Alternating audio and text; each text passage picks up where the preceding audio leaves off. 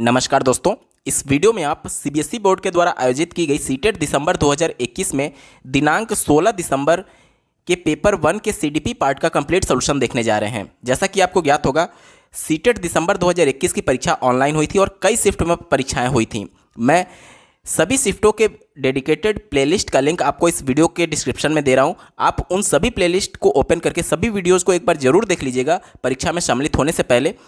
इन सभी वीडियोज़ को अगर आप देख लेते हैं तो मैं दावे के साथ कहता हूं कि 110 नंबर से ज़्यादा आप बिना पढ़ाई के भी प्राप्त कर सकते हैं। तो आप जरूर देख लीजिएगा सभी प्लेलिस्ट को परीक्षा में सम्मिलित होने से पहले, ताकि आपकी एक समझ विकसित हो कि सीबीएसई किस पैटर्न पर और किस हिसाब से पेपर सेट करता है। चलिए दोस्तों, आज के इस महत्वपूर्ण वीडियो को प्रारंभ करते हैं। पहला प्रश्न पूछा गया है, निम्नलिखित में से कौन सा कथन व्यक्ति के विकास की प्रक्रिया के बारे में सही है। पहला ऑप्शन देखिए दिया गया है, विकास की प्रक्रिया एक दिशीय होती है। यहाँ पर थोड़ा सा आपको कन्फ्यूजन हो सकता है हिंदी की वजह से। मैं आपको अंग्रेजी में इसका टर्म दिखा रहा हूँ कि क्या यूज किया गया। देखिए पहले ऑप्शन में दिया गया है यूनि डायमेंशनल दिया गया, एक दिशा को। देखिए यहाँ पर दो चीज़ें होती हैं विकास, पहले होता है एक रेखीय और दूसरा होता है एक दिशीय। रेखीय का मतलब कि मान लीजिए बालक की उम्र 12 वर्ष हो चुकी है और उसका शारीरिक, मानसिक और सामग्रिक विकास जो है वो 12 साल के उम्र के बराबर हो चुका है। तो अब ऐसा नहीं होगा कि वह फिर से 2 साल के बराबर आ जाएगा कभी भविष्य में, मतलब कि शारीरिक विकास उसका 2 साल के बराबर रह जाएगा, ऐसा नहीं होगा।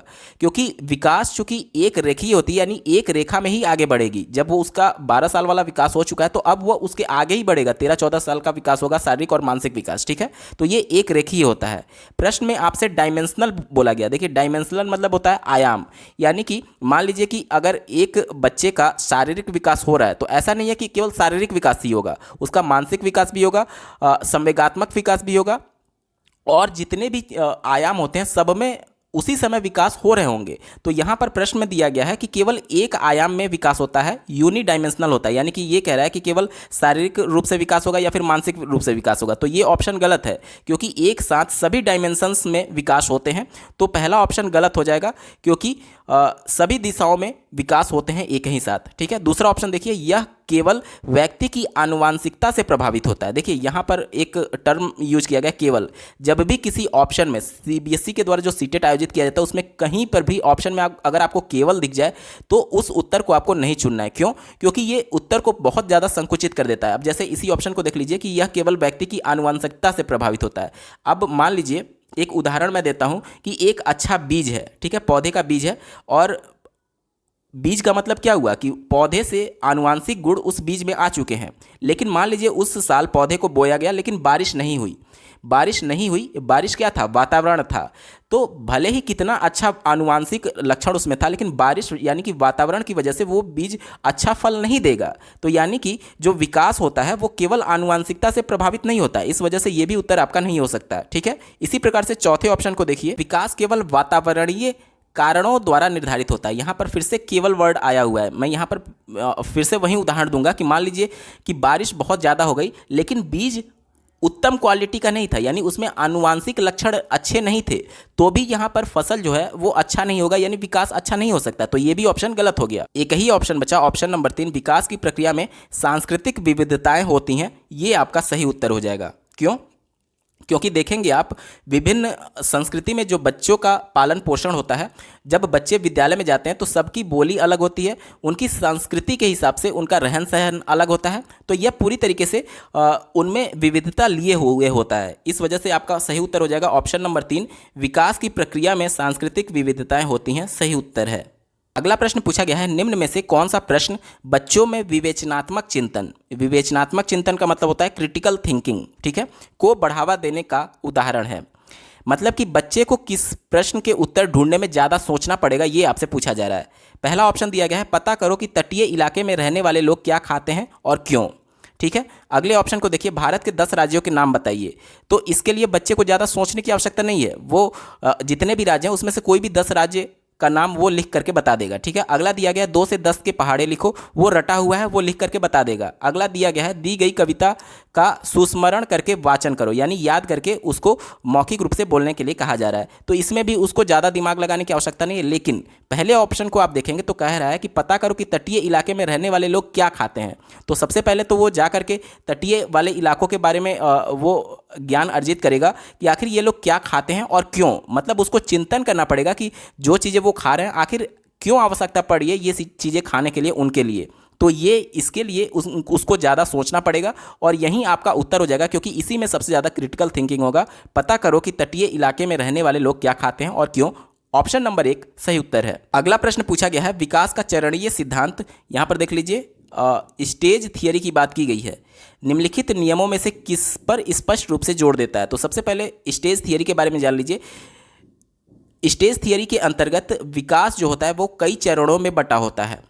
कई चरणों में विकास बटा होता है। जैसे कि मान लीजिए पहले चरण में बालक के लिए कुछ विकास निर्धारित किए गए हैं तो वह इसी चरण में हो जाएगा। दूसरे चरण में इसके लक्षण परिलक्षित नहीं होंगे। कहने का मतलब कि ये कॉन्टिन्यूअस नहीं चलेगा।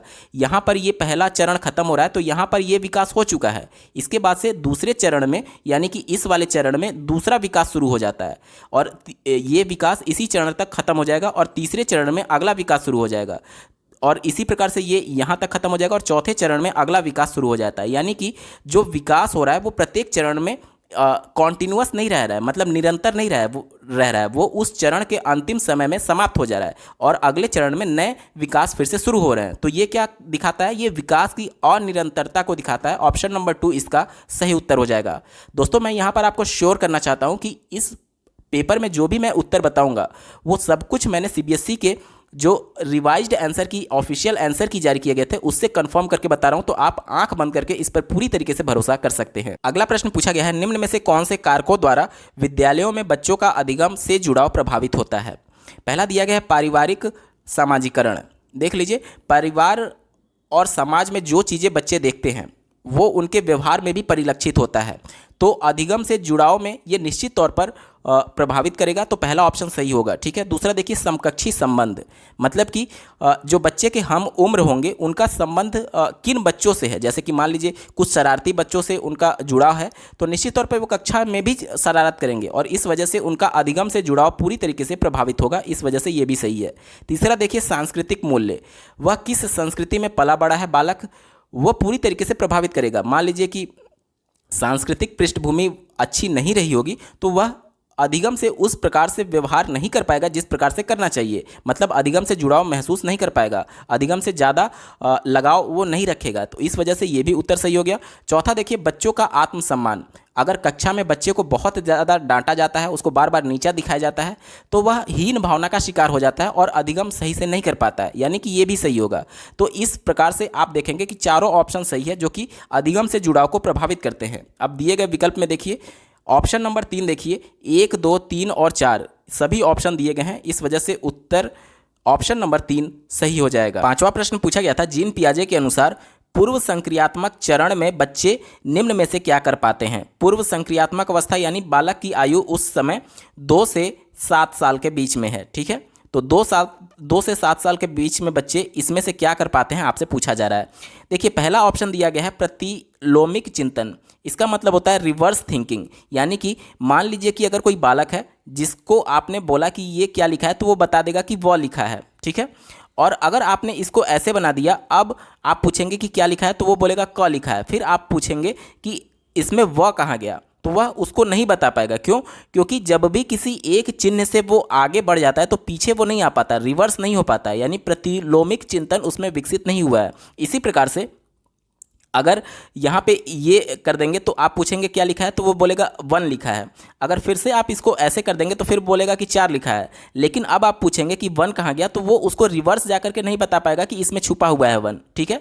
यानी कि उसमें प्रतिलोमात्मक चिंतन विकसित नहीं हुआ है, उल्टा जाने का अभी उसमें पूरा विकास नहीं हुआ है। ठीक है। तो ये 2 से 7 साल के बच्चे में नहीं होता है। प्रश्न में आपसे पूछा था क्या कर पाते हैं, तो ये नहीं कर पाते हैं। ठीक है।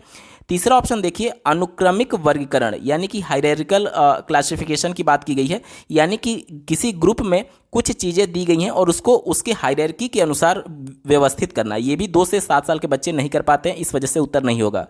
चौथा देखिए संरक्षण दिया है। संरक्षण का मतलब क्या होता है, जैसे कि प्रतिलोमिक चिंतन जो था, जो रिवर्स थिंकिंग था, ये केवल आपके अल्फ़ाबेट्स में यानी वर्ण में और साथ ही साथ अंक में होते हैं, और जो संरक्षण होता है वो आकृति में होता है।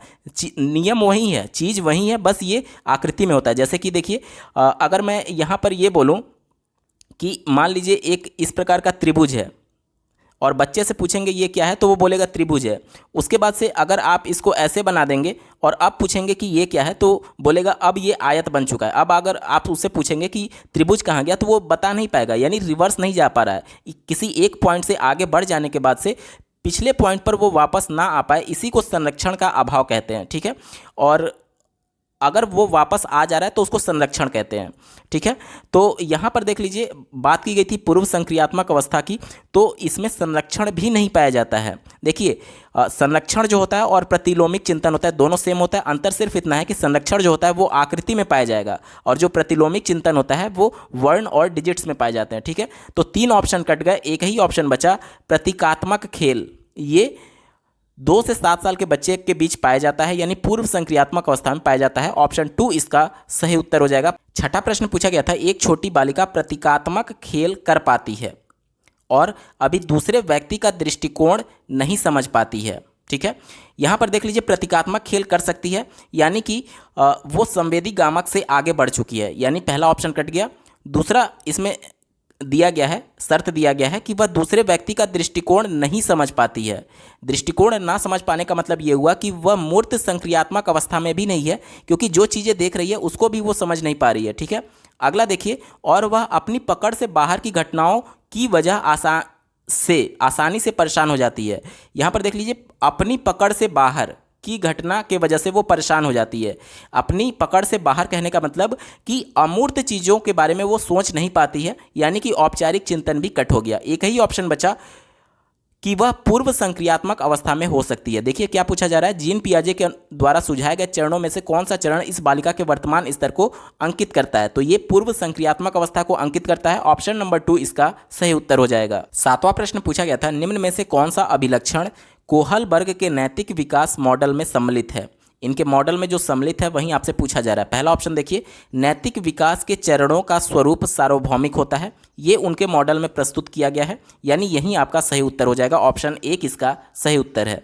8वां प्रश्न पूछा गया है, लेव वाइगोत्स्की के अनुसार निम्न में से किसके लिए समीपस्थ विकास क्षेत्र यानी कि zone of proximal development ZPD की बात की जा रही है का इस्तेमाल करना चाहिए। सबसे पहले तो जेडपीडी यानी कि जोन ऑफ प्रॉक्सिमल डेवलपमेंट का मतलब समझ लीजिए। मान लीजिए एक बालक है जो कि अपने प्रयास के माध्यम से यहाँ तक पहुँच जा रहा है, ठीक है, और उसको यहाँ तक पहुँचना है जिसमें उसको इतना वो प्रयास करके भी नहीं पहुँच पा रहा है, तो अगर उसको बाहर से इतना हेल्प दे दिया जाए तब वो अपने लक्ष्य को यहाँ तक प्राप्त कर सकता है। तो जो बाहर से इतना हेल्प दिया जा रहा है वहीं जेडपीडी कहलाता है, ठीक है।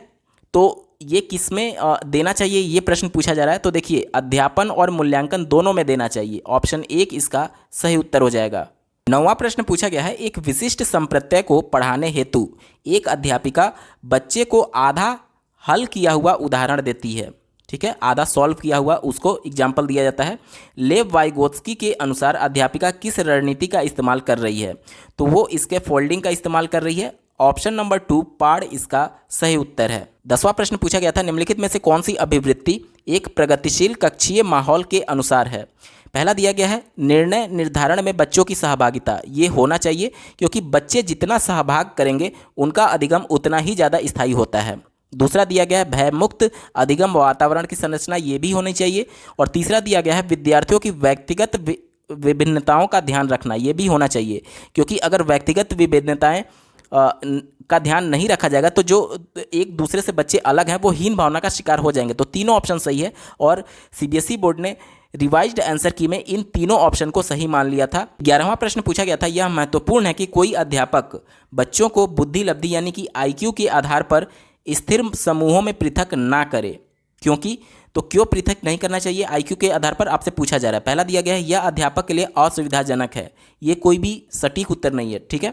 दूसरा दिया गया है, यह विद्यालयों के लिए असुविधाजनक है, ये भी कोई इंपॉर्टेंट नहीं है। तीसरा देखिए, यह बच्चों को एक दूसरे के साथ अंतः सामूहिक प्रतिस्पर्धा नहीं करने देता। मान लीजिए कई बच्चों को कई ग्रुपों में बांट दिया गया है, तो ऐसा थोड़ी है कि इस ग्रुप का बालक इससे कंपटीशन नहीं कर सकता या फिर ये इससे कंपटीशन नहीं कर सकता, तो ये भी ऑप्शन गलत हो गया। चौथा ऑप्शन बचा, बुद्धि लब्धि संकल्पना स्थायी नहीं है। ये देखिए, ये लाइन बहुत इंपॉर्टेंट है। आईक्यू का जो फॉर्मूला होता है वो क्या होता है, आईक्यू हम लोग कैसे निकालते हैं, तो mental age divided by current age गुणे 100। अब देख लीजिए, यहाँ पर अगर वो अधिगम प्रयास के माध्यम से अपने अधिगम को बढ़ाता रहा और उसकी मेंटल एबिलिटी बढ़ गई भविष्य में जाकर के, तो उसका आईक्यू भविष्य में जाकर के बढ़ सकता है। इसी वजह से यहाँ पर लिखा गया है कि बुद्धिलब्धि जो है वो स्थायी नहीं होती है और यह बच्चों को चिन्हित करने के लिए जिम्मेदार हो सकती है। इसका मतलब ये हुआ कि बच्चों को जब ग्रुप में बांट दिया जाता है तो वो हीन भावना के शिकार हो जाएंगे। मान लीजिए कोई मंदबुद्धि बालक है, उसको अलग ग्रुप में बैठाए जाने लगे, तो वो तो पहले से ही मंदबुद्धि था, अब वो और ज़्यादा हीन भावना का शिकार हो जाएगा कि मुझे कुछ भी नहीं आता है। तो ये क्लास के लिए बहुत एक तरीके से घातक सिद्ध होगा और वो बच्चा और ज़्यादा डिप्रेशन में चला जाएगा। तो इस वजह से प्रश्न में पूछा गया था कि पृथक क्यों नहीं करना चाहिए, तो इसका कारण यही है कि बुद्धि लब्धि स्थायी नहीं होती है और बच्चों को चिन्हित करने के लिए जिम्मेदार हो सकती है। ऑप्शन नंबर 4 इसका सही उत्तर हो जाएगा। 12वां प्रश्न पूछा गया था, हार्वर्ड गार्नर के सिद्धांत के अनुसार एक कक्षा में तरह तरह की अध्यापन रणनीतियों का इस्तेमाल होना चाहिए क्योंकि, कह रहा है कि अलग अलग विधियों से क्यों पढ़ाया जाना चाहिए, कि अलग अलग रणनीतियाँ क्यों अपनाई जानी चाहिए।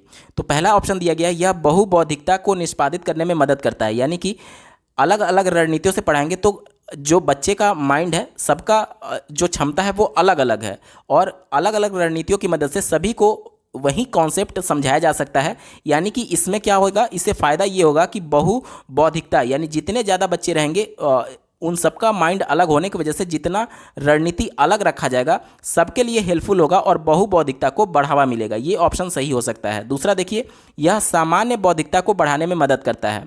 सामान्य बौद्धिकता कहने का मतलब कि एक ही तरीके का जनरल इंटेलिजेंस की बात की जा रही है, तो ये संभव ही नहीं है कि सभी बच्चे का जो बुद्धि हो वह एक समान बढ़े, सामान्य रूप से बढ़े, तो ये ऑप्शन नहीं हो सकता। तीसरा देखिए, यह तारक विद्यार्थी बनाने में मदद करता है। तारक विद्यार्थी कहने का मतलब स्टार स्टूडेंट, स्टार कहने का मतलब कि जैसे देखिए हमको टॉपर चुनना है, तो ये क्लास का कभी रणनीति होता ही नहीं है कि हमको सबसे तेज बच्चे को या फिर सबसे कमजोर बच्चे को चुनना है। यहाँ पर सभी बच्चों को समान रूप से लेकर के चलना है, तो स्टार स्टूडेंट चुनने का मतलब ही नहीं है। ये ऑप्शन गलत हो सकता है। ठीक है, चौथा ऑप्शन देखिए, यह व्यवहारिक बौद्धिकता बढ़ाने में मदद करता है। यहाँ पर अलग अलग रणनीति चुनने का मतलब ये नहीं होता है कि सिर्फ व्यवहारिक बौद्धिकता को ही बढ़ाया जाए। यहाँ पर बहुबौद्धिकता वाला जो ऑप्शन है, ऑप्शन नंबर 1, वो सबसे ज़्यादा सटीक है। इस वजह से उत्तर हो जाएगा ऑप्शन नंबर 1, यह बहुबौद्धिकता को निष्पादित करने में मददगार है। 13वां प्रश्न पूछा गया था, 1.5 से 2.5 साल के उम्र में बच्चे द्वारा अक्सर उच्चरित द्विशब्दीय उच्चारणों को क्या कहा जाता है। यहाँ पर ऑप्शन देख लीजिए, पहला दिया गया है वाचन का अधिविस्तारण, दूसरा दिया गया है तार प्रेषित वाचन, तीसरा दिया गया है नौवाद और चौथा दिया गया है बकवाद। देखिए यहाँ पर इतना शुद्ध हिंदी दिया गया है कि आप भी कंफ्यूज हो सकते हैं। तो चलिए मैं एक बार आपको इंग्लिश में दिखाने की कोशिश कर रहा हूँ। देखिए यहाँ पर दिया गया है बैबलिंग और चौथा ऑप्शन दिया गया है बैबलिंग और तीसरा दिया गया है नियोलोगिज्म। इसके साथ ही पहला ऑप्शन दिया गया है ओवर एक्सटेंशन ऑफ स्पीच, तो ये भी नहीं होता है। और दूसरा ऑप्शन देखिए टेलीग्राफिक स्पीच, यही आपका सही उत्तर हो जाएगा। ठीक है, ऑप्शन 2 इसका सही उत्तर है, टेलीग्राफिक स्पीच। 14वां प्रश्न पूछा गया है कि पुरुष सामान्यतः दिमाग से सोचते हैं और महिलाएं अपने हृदय से सोचती हैं, यह कथन क्या दर्शाता है। तो ये एक माइंड सेटअप कर लिया गया है कि जो पुरुष होते हैं उनके वो दिमाग से सोचते हैं और महिलाएं अपने हार्ट से सोचती हैं। तो ये क्या दिखाता है, ये रूढ़िवादिता को दिखाता है और किसके बीच में, लैंगिक बीच में, मतलब पुरुष और महिला के बीच में। इस वजह से लैंगिक रूढ़िवादिता, ऑप्शन नंबर 2 इसका सही उत्तर हो जाएगा, लैंगिक रूढ़िवादिता। 15वां प्रश्न पूछा गया है, एक प्रगतिशील कक्षा में निम्न में से कौन सी मूल्यांकन विधि का इस्तेमाल नहीं होता होगा। यहाँ पर देख लीजिए, नहीं पूछा गया, ध्यान दीजिएगा। पहला दिया गया है अध्यापकों द्वारा मननशील जनरल का इस्तेमाल, ये होता है।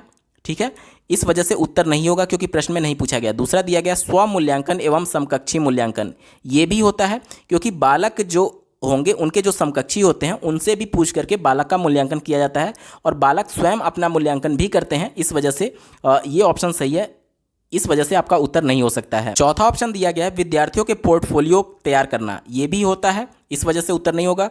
तीसरा देखिए केवल मानक निर्देशित मूल्यांकन पर आश्रय, पहले ही मैंने बताया था कि जिस भी विकल्प में आपको केवल दिख जाए उस विकल्प को पहले ही काट दीजिए, वो निगेटिव आंसर होता है। यहाँ पर देख लीजिए, कह रहा है केवल मानक निर्देशित मूल्यांकन, यानी कि जो पहले से मानक तय हैं उसके अनुसार केवल मानक मूल्यांकन होना चाहिए, जो कि गलत है, क्योंकि आज के डेट में सतत मूल्यांकन पर फोकस किया जाता है और पहले ही आपने केवल देख लिया था, तो इसको तो वैसे ही आपको निगेटिव मान करके इसका उत्तर नहीं देना है, मतलब निगेटिव है। चूंकि प्रश्न में आपसे नहीं पूछा गया था, इस वजह से जो उत्तर आपका निगेटिव है वहीं आपका उत्तर हो जाएगा। इस वजह से ऑप्शन नंबर 3 इसका सही उत्तर हो जाएगा, केवल मानक निर्देशित मूल्यांकन पर आश्रय। 16वां प्रश्न पूछा गया था, वंचित और हाशिए पर स्थित समूहों की भाषा और संस्कृति को स्कूली पाठ्यक्रम में समावेशित करने से एक शिक्षक क्या सुनिश्चित कर सकता है। यहाँ पर देख लीजिए, शिक्षा में समानता और शिक्षा में साम्यता, यहाँ पर बिल्कुल माइनर सा डिफरेंस है। देखिए, समानता का मतलब ये होता है कि सबको समान अवसर प्रदान करना, और साम्यता का मतलब ये होता है कि सबको एक बराबर देखना। ठीक है, तो यहाँ पर ऑप्शन जो है वो ऑप्शन नंबर 2 शिक्षा में साम्यता इसका सटीक उत्तर हो जाएगा। क्यों? क्योंकि जो वंचित और हाशिए पर स्थित समूह है, मतलब जो कि गरीब तबके से आए हुए बच्चे हैं और जो अमीर तबके से आया हुआ बच्चा है, दोनों की सांस्कृतिक और भाषाई पृष्ठभूमि अलग अलग होगी, लेकिन दोनों को एक समान रूप से मानते हुए उनको शिक्षा का समान अवसर मिलना चाहिए, यही शिक्षा में साम्यता है। ऑप्शन नंबर 2 इसका सही उत्तर हो जाएगा। 17वां प्रश्न पूछा गया था, पर्याप्त समर्थन प्रदान करने के बावजूद एक कक्षा में एक विद्यार्थी गणितीय क्रियाओं को समझने में निरंतर चुनौतियों का सामना करता है, इसकी वजह क्या हो सकती है। यहाँ पर देखिए, पहला दिया गया है स्वलीनता, दूसरा दिया गया है गणितीय वैफल्य, ये वैकल्य नहीं बल्कि वैफल्य है। ठीक है, इसी प्रकार से देखिए, तीसरा दिया गया है आलेखीय वैफल्य और चौथा दिया गया है पठन वैफल्य। यहाँ पर मैं थोड़ा सा आपको इसका इंग्लिश दिखाना चाहूँगा ताकि चीज़ें आपको और ज़्यादा क्लियर आउट हो सके। यहाँ पर देख लीजिए, पहले का इंग्लिश दिया गया है ऑटिज्म, जो कि नहीं होगा। दूसरा दिया गया है डिसकैलकुलिया, यही आपका सटीक उत्तर है, क्योंकि गणितीय संक्रियाओं को ना कर पाना डिसकैलकुलिया है। तीसरा देखिए डिसग्राफिया है, जो कि नहीं होगा। चौथा दिया गया डिसलेक्सिया, जो कि पढ़ने में असफलता को कहते हैं, यानी पठन वैफल्य को कहते हैं। तो इसका सटीक उत्तर हो जाएगा ऑप्शन नंबर 2 डिसकैलकुलिया, और इसका हिंदी एक बार देख लीजिए, इसका हिंदी था गणितीय वैफल्य। ऑप्शन नंबर 2 गणितीय वैफल्य इसका सही उत्तर है। 18वां प्रश्न पूछा गया था, एक समावेशी संस्था में एक श्रव्य बाधित, यानी कि जो बालक सुन नहीं सकता, विद्यार्थी की शिक्षा हेतु निम्न में से कौन सी रणनीति प्रभावी नहीं होगी। जो निगेटिव होगा वही हमारा उत्तर होगा। पहला दिया गया है वीडियो चलचित्रों के प्रदर्शन से उपशीर्षकों का इस्तेमाल, जैसे कि वीडियो और चलचित्र में चूंकि वो सुन तो सकता नहीं है, तो वीडियो में जो आवाज़ होगी वो उसे सुनेगा नहीं, लेकिन अगर उसमें उपशीर्षक लिखे होंगे, उस वीडियो में टाइटल लिखा होगा, तो वो उसको समझ सकता है उसको पढ़ करके। तो ये तो सही है, क्योंकि पॉजिटिव उत्तर है। दूसरा देखिए, पढ़ाते हुए अभिव्यक्त शारीरिक गतिविधियों और संकेतों का इस्तेमाल, वो सुन नहीं सकता लेकिन देख सकता है, यानी कि जो आप शारीरिक गतिविधि करेंगे और संकेतों का इस्तेमाल करेंगे, इसके माध्यम से वो समझ सकता है, यानी ये भी ऑप्शन सही है, पॉजिटिव है।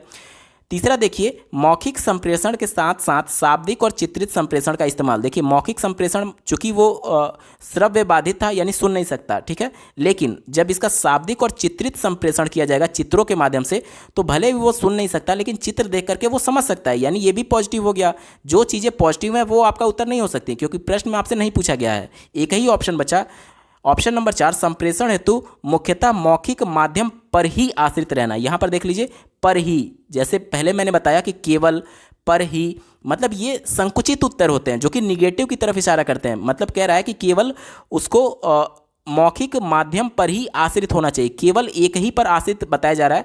वो तो खुद पहले से श्रव्य बाधित है, यानी सुन नहीं सकता, अब बोल रहा है कि मौखिक माध्यम पर ही आश्रित रहना चाहिए। यह निगेटिव उत्तर है, इस वजह से आपका उत्तर यही हो जाएगा, क्योंकि प्रश्न में नहीं पूछा गया था। तो उत्तर क्या हो जाएगा? ऑप्शन नंबर 4 संप्रेषण हेतु मुख्यतः मौखिक माध्यम पर ही आश्रित रहना। 19वां प्रश्न पूछा गया था, निम्नलिखित में से किस कक्षाई प्रक्रिया का विश्लेषण किसी अध्यापक के वंचित समूहों के प्रति गढ़ित गूढ़ पूर्वाग्रहों को उजागर करता है? पूर्वाग्रह क्या होता है? तो जिसका कोई साइंटिफिक प्रूफ ना हो लेकिन फिर भी वह लोगों के द्वारा माना जाता है। जैसे कि ये बोला जाता है कि जो लड़कियां होती हैं वो साइंस साइड लेकर के पढ़ाई करने में उनको कठिनाई होती है और वो होम साइंस या फिर आर्ट साइड लेना ज़्यादा पसंद करती हैं। तो इसका कोई साइंटिफिक प्रूफ नहीं है, लेकिन ये लोगों के द्वारा माना जाता है, तो इसे ही पूर्वाग्रह कहेंगे। ठीक है, तो ये कह रहा है कि कौन सा ऐसा ऑप्शन है जो कि पूर्वाग्रह को उजागर करता है? पहला देखिए, लिंग, जाति और आर्थिक श्रेणी के आधार पर निर्धारित आसन व्यवस्था, यानी कि लड़का है या फिर लड़की है, लिंग के आधार पर, जाति के आधार पर और आर्थिक श्रेणी के आधार पर बच्चों को बैठाने की जो व्यवस्था है वह पूर्वाग्रह का एक उदाहरण हो सकता है। यही आपका सटीक उत्तर है। ऑप्शन नंबर 1 इसका सही उत्तर हो जाएगा। ठीक है। 20वां प्रश्न पूछा गया था, कक्षा में सृजनात्मकता को बढ़ावा देने के लिए विद्यार्थियों को कैसे अवसर प्रदान किए जाने चाहिए। सृजनात्मकता मतलब कि मौलिक नवीन चीज़ें खोजने की बात की जा रही है। पहला ऑप्शन देखिए, विशिष्ट उपलब्धि वर्ग में सम्मेलन के, तो इससे सृजनात्मकता कोई लेना देना नहीं है। दूसरा ऑप्शन देखिए, मौलिक खोज, यहाँ पर मौलिक शब्द आ गया, ये आपका उत्तर हो सकता है। और सोच को बढ़ाने के, तो ये उत्तर हो सकता है। आगे के ऑप्शन देख लेते हैं, परीक्षा देने के बेहतर कौशल विकसित करने के।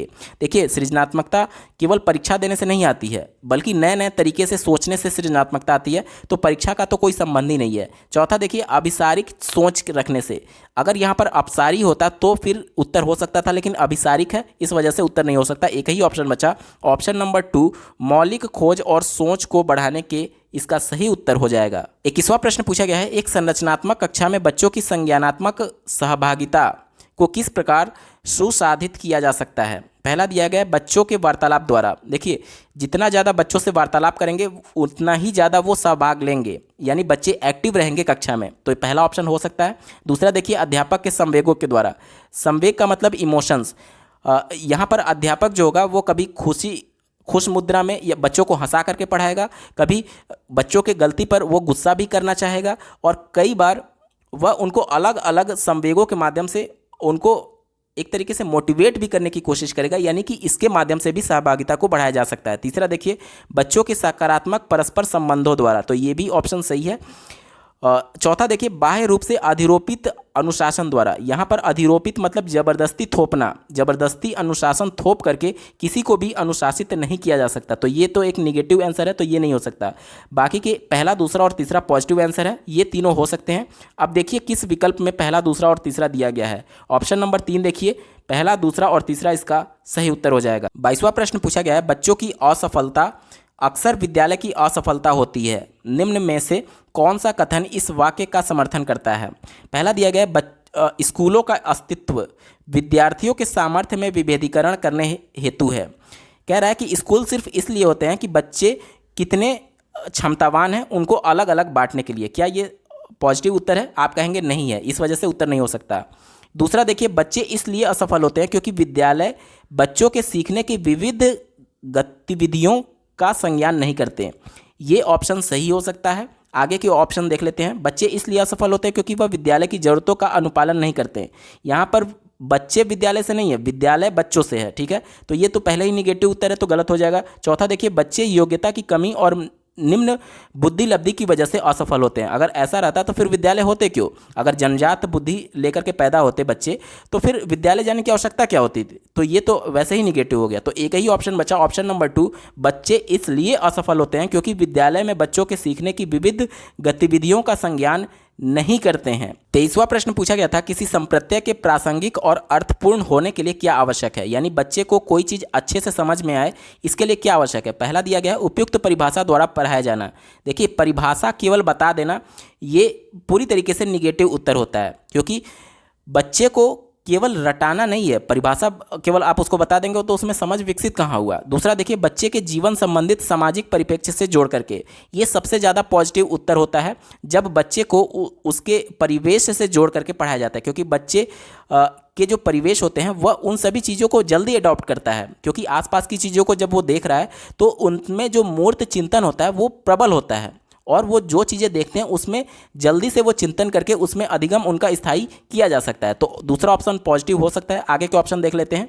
पाठ्य पुस्तक से बच्चों की कॉपी में ज्यों का त्यों लिखाना, देखिए ये भी निगेटिव उत्तर है। कॉपी में बस लिखवा देने से अधिगम नहीं होता है। चौथा देखिए, अच्छे से रट लेना, देखिए रटना, कॉपी में लिखवाना, ये सभी जो उत्तर हैं ये निगेटिव होते हैं। परिभाषा पढ़ाना, ये सभी निगेटिव उत्तर हैं। कहीं भी आपको अगर रटना दिख जाए या फिर कॉपी में लिखना दिख जाए या फिर परिभाषा पढ़वाना दिख जाए, ये सभी निगेटिव होते हैं। तो आपको देखते ही इसको कट कर देना है। ठीक है, जब भी बालक को परिवेश से जोड़ करके पढ़ाया जाएगा तो उसका जो अधिगम होगा वो अर्थपूर्ण होता है और प्रासंगिक होता है। ऑप्शन 2 इसका सही उत्तर हो जाएगा। 24वां प्रश्न पूछा गया है, एक कक्षा में बच्चों के असफलता के भय को दूर करना क्यों जरूरी है, यानी कि बच्चे को ये डर है कि वो असफल हो जाएगा, और ये पूछा जा रहा है कि उसके इस भय को दूर करना क्यों जरूरी है? पहला ऑप्शन दिया गया है, एक कक्षा में अध्यापक बच्चों के भय को संभाल नहीं सकता है।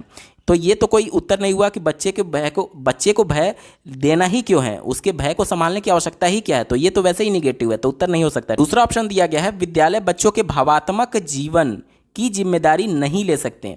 देखिए, आज जो शिक्षा दी जा रही है वो सर्वांगीण विकास उसका लक्ष्य है, जिसमें भावात्मक जीवन भी उसका महत्वपूर्ण एक पार्ट होता है। तो ये तो वैसे ही निगेटिव हो गया, उत्तर नहीं हो सकता है। चौथा देखिए, भय का एहसास करने वाले बच्चे विकासात्मक रूप से विफल होते हैं। ये कोई गारंटी नहीं है कि जो बच्चा भय ले रहा है कि वह अधिगम नहीं कर पाएगा, वो उसका विकास नहीं किया जा सकता। आप कई ऐसे उदाहरण देख सकते हैं, कई ऐसे वैज्ञानिक थे जो कि बचपन में वो पढ़ाई में काफ़ी कमज़ोर थे, उनको बहुत भय लगता था अधिगम करने से, लेकिन आज वो साइंटिस्ट बने हुए हैं। कई ऐसे उदाहरण हैं। तो ये तो वैसे ही निगेटिव उत्तर हो गया, तो नहीं हो सकता। एक ही ऑप्शन बचा, असफलता और त्रुटियाँ बच्चे के अधिगम का स्वाभाविक हिस्सा है।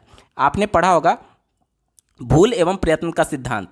तो ये तो तय है कि बच्चे गलती करेंगे ही करेंगे, और उनको इस बात का एहसास दिलाना कि तुमने गलती की है, ये उसमें भय व्याप्त करेगा। तो इसी को तो दूर करना है। तो ये कैसे दूर होगा? ये तो उसमें स्वाभाविक ही है कि बच्चे गलती करेंगे ही करेंगे। तो ये तो भय उसमें बैठाना ही नहीं है। उसको उसी प्रकार से, अगर वो एक बार गलती कर रहा है तो दोबारा उसको समझाएंगे, फिर तीसरी बार गलती कर रहा है फिर समझाएंगे, मतलब बार बार उसको भूल कर रहा है और प्रयत्न के माध्यम से उसको समझाने की कोशिश करेंगे।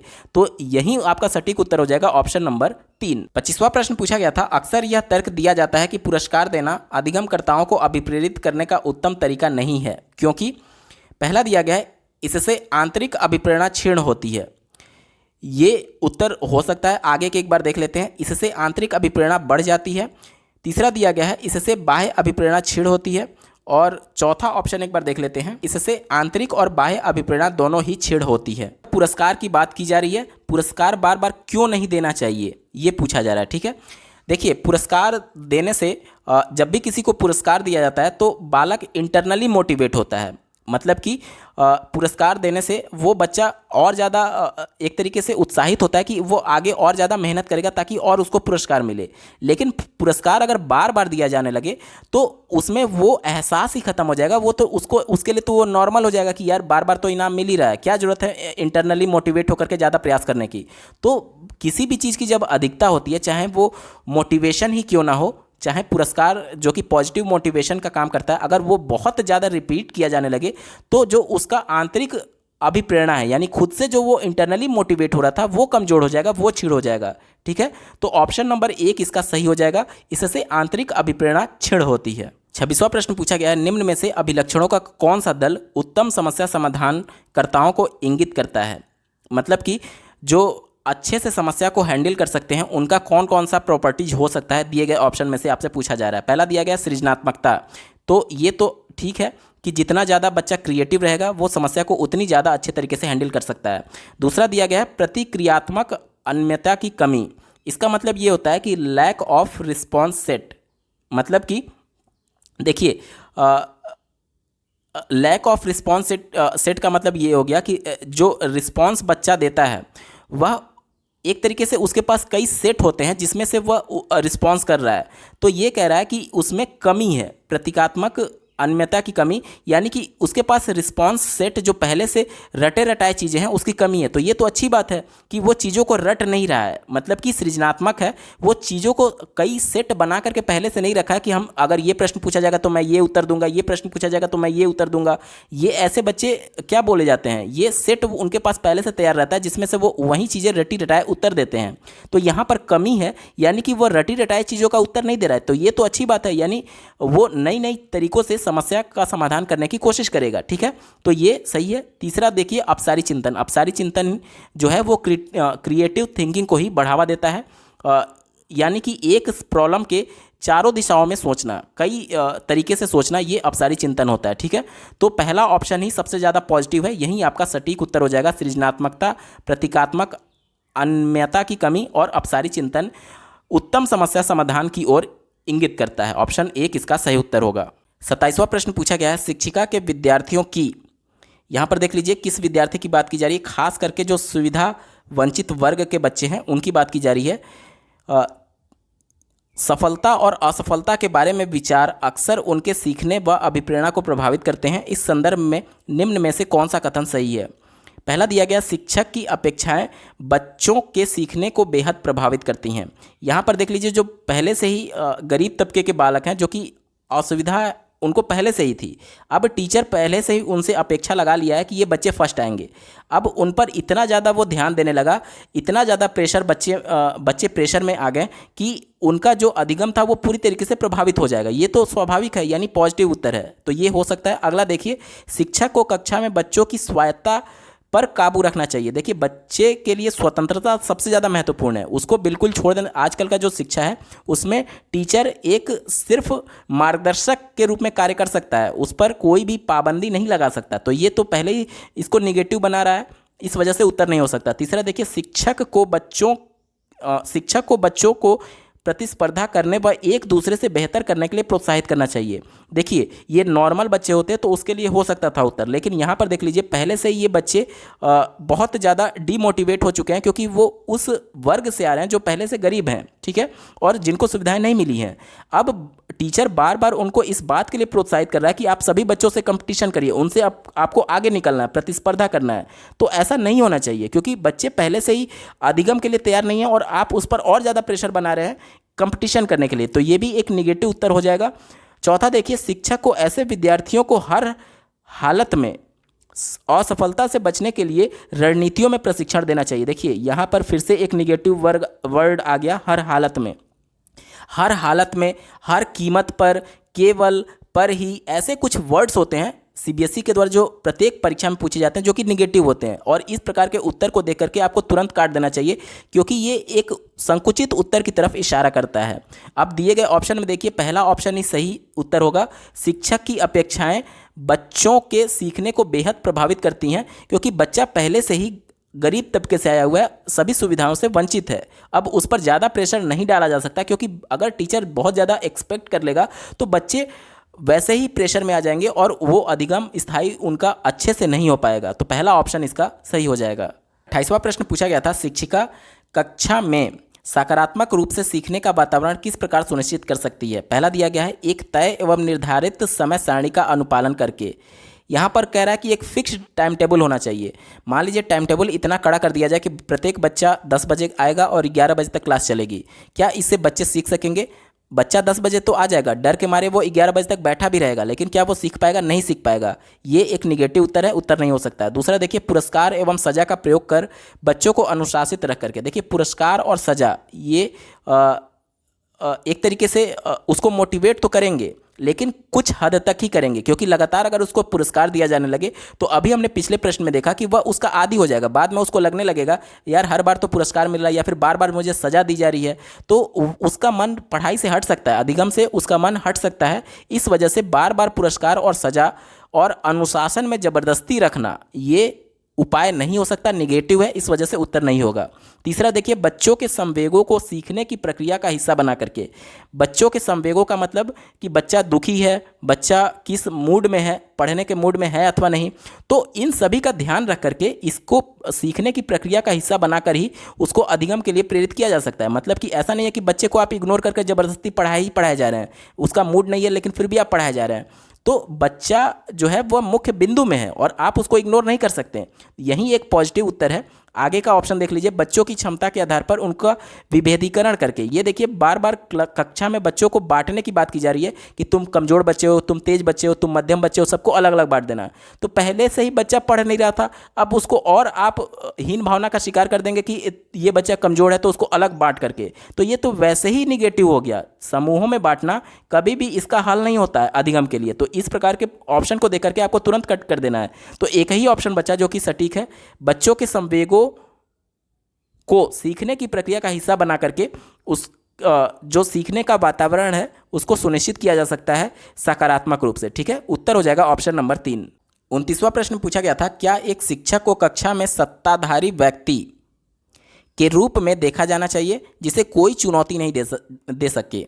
मतलब कि ऐसा बोला जा रहा है कि क्या टीचर ही सर्वोपरि माना जाना चाहिए कक्षा में और उसको कोई डांटने वाला ना हो, ऊपर से कोई प्रेशर देने वाला ना हो। देखिए, पहला ऑप्शन क्या दिया गया है, हाँ, इससे विद्यार्थियों को शिक्षकों के आज्ञा पालन एवं आदर करने के मूल्यों की सीख मिलती है।